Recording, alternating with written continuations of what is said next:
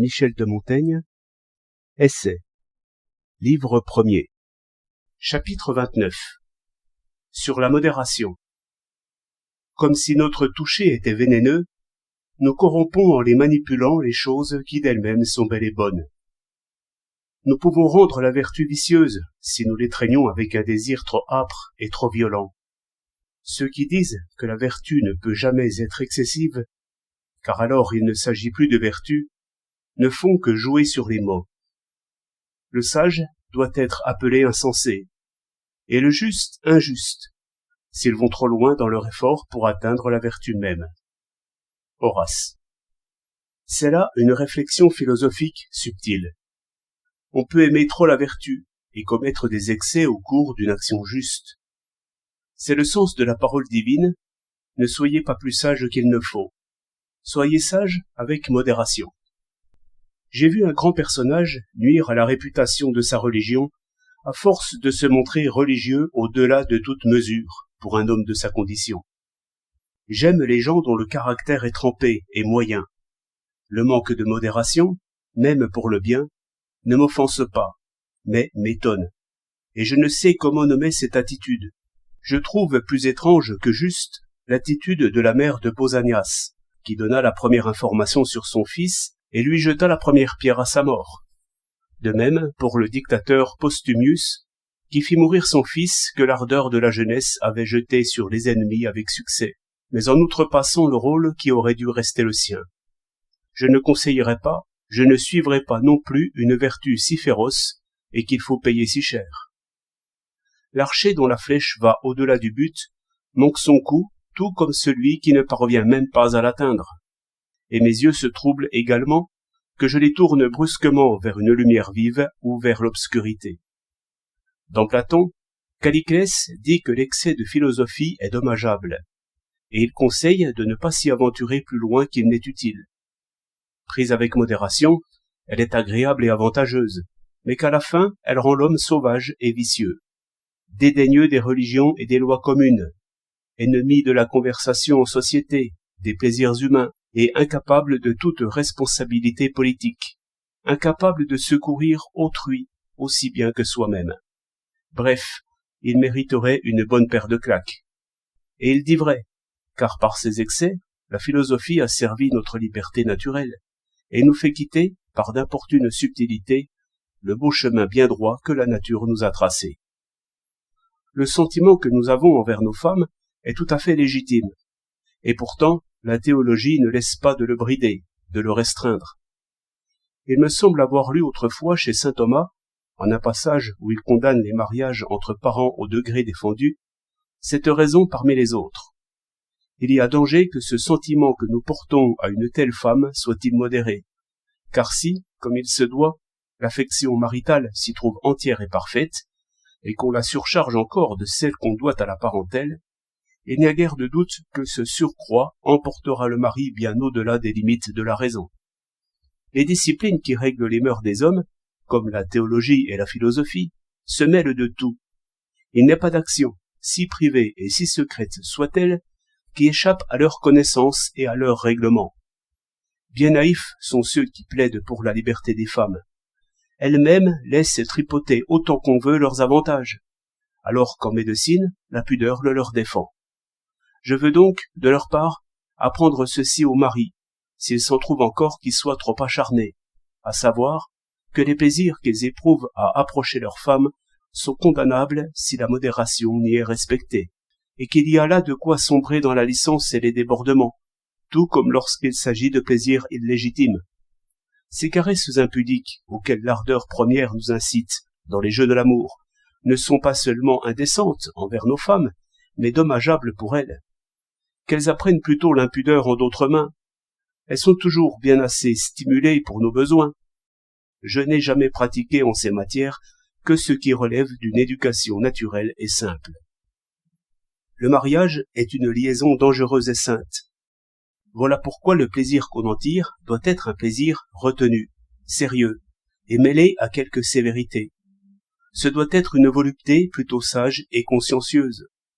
Et comme sa finalité principale est la procréation, Il en est pour se demander s'il est permis de chercher encore à faire l'amour avec nos épouses, lorsque nous ne pouvons pas espérer en obtenir de fruits, soit parce qu'elles en ont dépassé l'âge, soit parce qu'elles sont déjà enceintes. Selon Platon, c'est un homicide. Certaines nations, et entre autres la mahométane, considèrent comme une abomination le fait de s'unir à une femme enceinte. D'autres condamnent de même pour les rapports durant les règles. Zénobie ne recevait son mari que pour une seule étreinte, et cela fait, elle le laissait courir tout le temps de sa conception, lui donnant seulement après la permission de recommencer. Bel et noble exemple de mariage. Platon emprunta à quelques poètes privés et affamés de ce plaisir ce récit. Jupiter fut pris un jour d'un désir si ardent envers sa femme que, ne pouvant attendre qu'elle eût gagné son lit, il la culbuta sur le plancher. Et dans la victoire du plaisir qu'il en eut, il oublia les grandes et importantes résolutions qu'il venait de prendre avec les autres dieux en sa cour céleste. Et il se vantait depuis qu'il avait trouvé aussi bon ce coup-là que lorsqu'il l'avait dépucelé en cachette de ses parents. Les rois de Perse faisaient venir leurs femmes à leur festin, mais quand le vin venait à les échauffer pour de bon, et qu'il fallait lâcher la bride à la volupté, ils les renvoyaient dans leurs appartements, pour qu'elles ne participent pas à l'assouvissement de leurs désirs débridés, et ils faisaient venir à leur place des femmes envers lesquelles ils n'avaient pas la même obligation de respect. Tous les plaisirs et toutes les faveurs ne sont pas également bons pour tous les gens. Épaminondas avait fait emprisonner un garçon débauché. Pélopidas le pria de le mettre en liberté par faveur pour lui, mais il refusa, et l'accorda à une fille de sa connaissance, qui le lui avait aussi demandé, disant que c'était là une faveur bonne pour une amie, pas pour un capitaine. Sophocle, quand il était collègue de Périclès dans la magistrature, voyant par hasard passer un beau garçon, s'écria « Oh, le beau garçon que voilà ! Ce serait bon pour tout autre qu'un magistrat, qui doit avoir non seulement les mains, mais aussi les yeux chastes, » lui dit Périclès.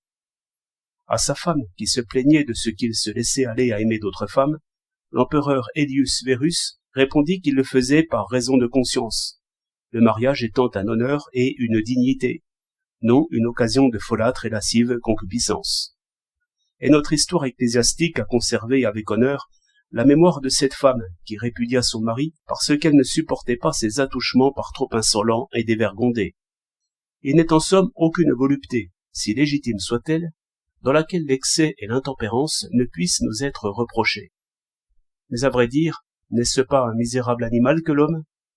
À peine est-il en son pouvoir, de par sa condition naturelle, de goûter un seul plaisir pur et entier, qu'il se met aussitôt en peine de le réprimer en raisonnant. Comme s'il n'était pas assez méprisable, son habileté et ses efforts tendent à augmenter sa misère. Nous employons notre habileté à augmenter la misère de notre sort. Properce. La sagesse humaine fait bien sottement l'ingénieuse, en s'exerçant à réduire le nombre et la douceur des plaisirs qui sont les nôtres, de la même façon qu'elle parvient, favorablement et habilement, grâce à ses artifices, à nous peigner et nous farder les mots pour nous en alléger la sensation. Si j'avais été le chef d'un parti religieux, j'eusse pris une autre voie, plus naturelle, et en somme, celle de la vérité, commode et sainte. Et j'eusse peut-être été assez fort pour lui imposer des bornes. Nos médecins spirituels et corporels, comme s'ils avaient lié complot entre eux, ne trouvent aucun autre moyen de guérison, ni remède aux maladies du corps et de l'âme, que par les tourments, la douleur et la peine.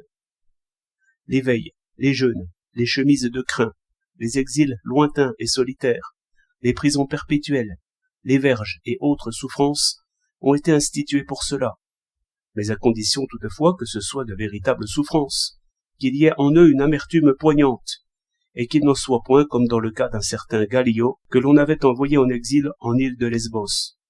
On fut averti à Rome qu'il s'y donnait du bon temps, et que ce qu'on lui avait imposé comme une sanction tournait à son avantage. Du coup, on se ravisa, on le rappela auprès de sa femme, en sa maison, et on lui enjoignit de s'y tenir, pour que la punition soit vraiment adaptée à ce qu'il était condamné à ressentir.